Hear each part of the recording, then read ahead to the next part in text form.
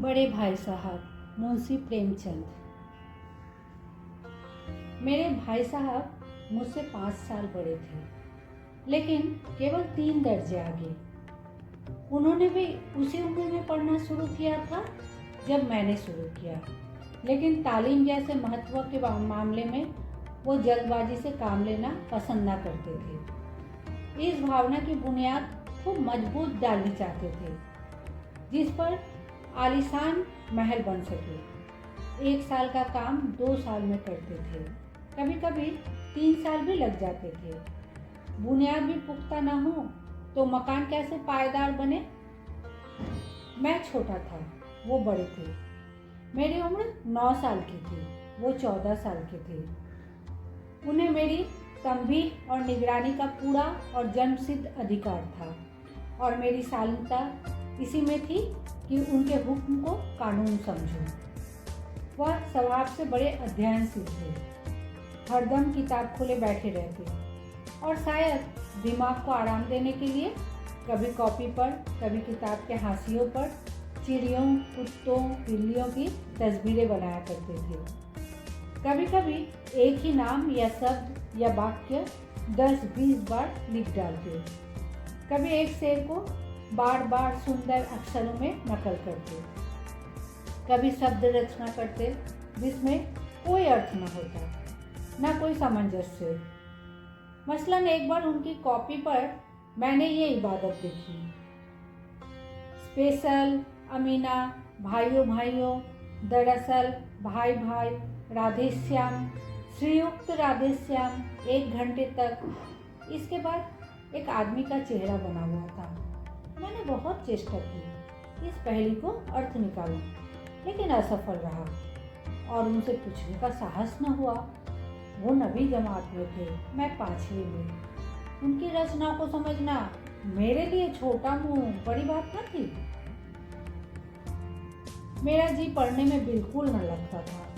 1 घंटा भी किताब लेकर बैठना पहाड़ था। मौका पाते ही हॉस्टल से निकलकर मैदान में आ जाता, और कभी कंकड़ियाँ उछालता, कभी कागज की तितलियाँ उड़ाता, और कहीं कोई साथी मिल गया तो पूछना ही क्या। कभी 4 दीवारी पर चढ़कर नीचे कूद रहे हैं, कभी फाटक पर सवार उसे आगे पीछे चलाते हुए मोटर कार का आनंद उठा रहे हैं। लेकिन कमरे में आते ही भाई साहब का वो रुद्र रूप देखकर प्राण सूख जाते। उनका पहला सवाल ये होता, कहाँ थे? हमेशा यही सवाल इसी ध्वनि में हमेशा पूछा जाता था, और इसका जवाब मेरे पास केवल मौन था। न जाने मेरे मुंह से ये बात क्यों न निकलती कि जरा बाहर खेल रहा था। मेरा मौन कह देता था कि मुझे अपना अपराध स्वीकार है, और भाई साहब के लिए इसके सिवा और कोई इलाज न था कि स्नेह और रोज से मिले हुए शब्दों में मेरा सत्कार करे। इस तरह अंग्रेजी पढ़ोगे तो जिंदगी भर पढ़ते रहोगे और हर्ट ना आएगा।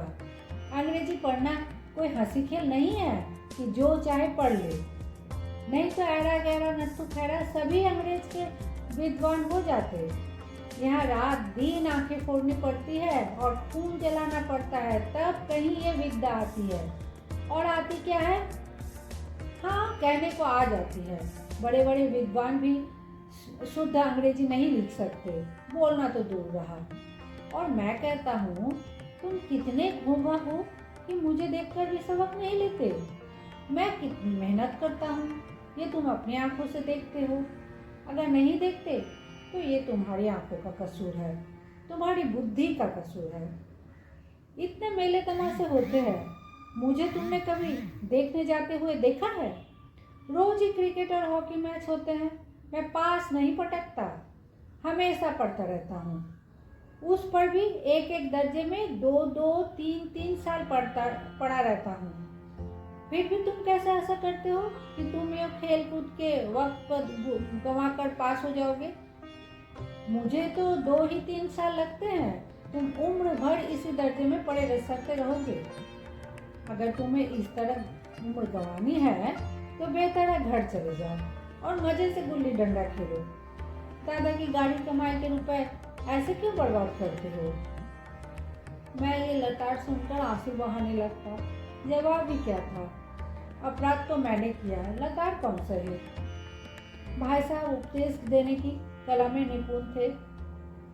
ऐसी ऐसी लगती बातें कहते, ऐसे ऐसे शुक्ति बांध चलाते कि मेरे जिगर के टुकड़े टुकड़े हो जाते और हिम्मत टूट जाती। इस तरह जान तोड़ मेहनत करने की शक्ति मैं अपने में न पाता था और उस निराशा में जरा देर के लिए मैं सोचने लगता, क्यों ना घर चला जाऊं। जो काम मेरे बूते के बाहर है उनमें हाथ डालकर क्यों अपनी जिंदगी खराब करूं।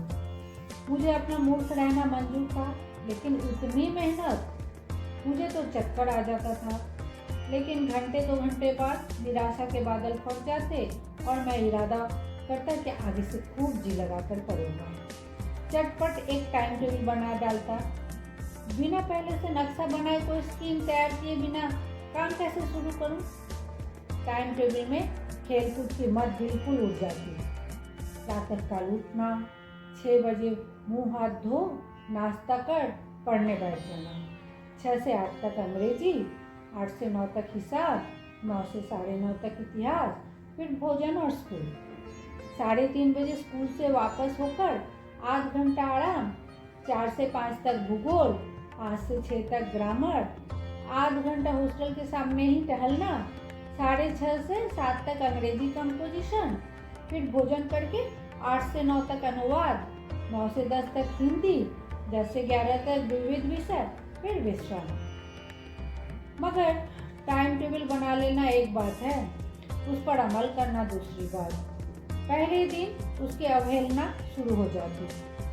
मैदान की वो सुखद हरियाली, हवा के हल्के हल्के झोंके, फुटबॉल की वो हुचल कूद, कबड्डी के वो दांव खात, वॉलीबॉल की वो तेजी और फुर्ती मुझे अज्ञात और अनिवार्य रूप से खींच ले जाती और वहाँ जाते ही मैं सब कुछ भूल जाता।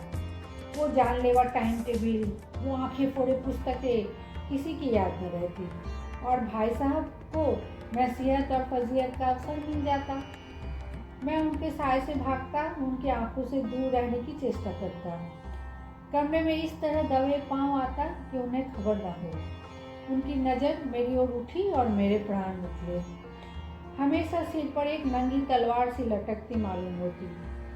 फिर भी जैसे मौत और विपत्ति के बीच भी आदमी मोह और माया के बंधन में जकड़ा रहता है, मैं फटकार और घुड़कियाँ खाकर भी खेल कूद का तिरस्कार न सकता।